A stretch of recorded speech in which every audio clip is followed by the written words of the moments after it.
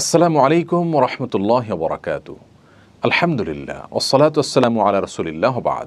সুপ্রিয় দর্শক শ্রোতা ভাই বোন, আজ আমরা আলোচনা করব কোরবানির পশুর গোশত কিভাবে বন্টন করতে হবে, কয় ভাগে ভাগ করতে হবে সে বিষয়ে। সূরাতুল হজে আল্লাহ সুবহানাহু ওয়া তাআলা ইরশাদ করেছেন ফাকুলু মিনহা ওয়া আত'ইমুল বাঈসাল ফাকির। অন্য আয়াতে তিনি ইরশাদ করেছেন ফাকুলু মিনহা ওয়া আত'ইমুল কানিআ ওয়াল মু'তার, যার অর্থ হলো তোমরা কোরবানির পশুর গোশত থেকে নিজেরা খাও এবং তোমাদের প্রতিবেশী, আত্মীয় স্বজন বা যারা দুস্থ নন এ ধরনের মানুষদেরকে খাওয়াও, হাদিয়া দাও, এবং যারা দুস্থ অসহায় গরিব মানুষ তাদেরকে দান করো। এই আয়াত থেকে তিনটি ভাগ করার ব্যাপারে একটি নির্দেশনা পাওয়া যায়, ইঙ্গিত পাওয়া যায়। সেজন্য বেশিরভাগ উলামা ইকরাম বলেছেন কোরবানির পশুর গোশতকে তিন ভাগে ভাগ করা মুস্তাহাব এবং উত্তম। যারা এক ভাগ নিজের জন্য রাখবেন, আরেক ভাগ প্রতিবেশী, বন্ধুবান্ধব, আত্মীয় স্বজন তাদেরকে খাওয়াবেন, আরেক ভাগ গরিব এবং অভাবী মানুষদেরকে দিবেন। কেউ যদি তিন ভাগ পুঙ্খানুপুঙ্খরূপে না করতে পারেন, নিজের ভাগ একটু বেশি রয়ে গেল, দানটা একটু কম করলেন, তাহলে সেক্ষেত্রে কোনো প্রকার সমস্যা নেই, এর জন্য চিন্তিত হওয়ার কোনো কারণ নেই। কারণ পুঙ্খানুপুঙ্খরূপে তিন ভাগে ভাগ করাটা কোনো আবশ্যক বিষয় নয়। আপনি অনুমান করে তিন ভাগে ভাগ করতে পারেন, অথবা দুই ভাগেও ভাগ করতে পারেন, অথবা ভাগ নাও করতে পারেন, কিছু দিলেন আর বেশিরভাগ রেখে দিলেন, বা বেশিরভাগ দিয়ে দিলেন সামান্য কিছু রেখে দিলেন, সেই স্বাধীনতাও আপনার রয়েছে। যার কারণে কয় ভাগে ভাগ করব সেটা পুঙ্খানুপুঙ্খরূপে হলো কি না সে বিষয়গুলো নিয়ে আমাদের দুশ্চিন্তা করবার কোনো কারণ নেই। এ প্রসঙ্গে আরেকটি মাসআলা আমাদের জানা দরকার, তা হলো আমরা যারা কোরবানির গোশত রেখে দিব বা নিজেরা খাওয়ার জন্য রাখবো, সেই কোরবানির গোশতগুলোকে 3 দিনের বেশি রাখা জায়েজ আছে কিনা এ নিয়ে একটি ধোঁয়াশ আমাদের সমাজে আছে।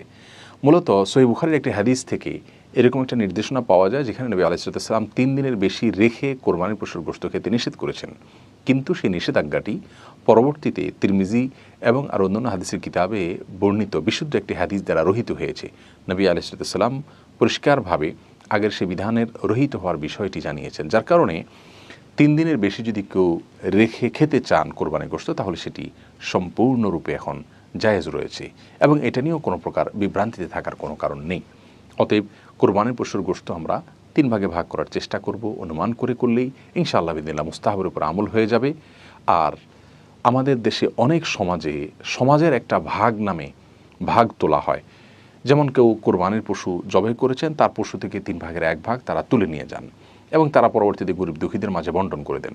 সন্দেহাতীতভাবে এটি একদিক থেকে ভালো যে সামাজিকভাবে গরিব এবং অভাবী মানুষের কাছে গোশত পৌঁছে দেওয়া হয়, কিন্তু এর আরেকটা খারাপ দিক হলো যিনি কোরবানি করেছেন তিনি হয়তো তার পরিচিত কোনো গরিবকে দিবেন, অথবা তিনি হয়তো গরিবকে এখন দিবেন না, ফ্রিজে রেখে পরবর্তীতে দিবেন, খাওয়াবেন, অথবা গরিবকে 3 ভাগের 1 ভাগ পুরোপুরি দিবেন না, যেহেতু ইসলাম তাকে স্বাধীনতা দিয়েছে।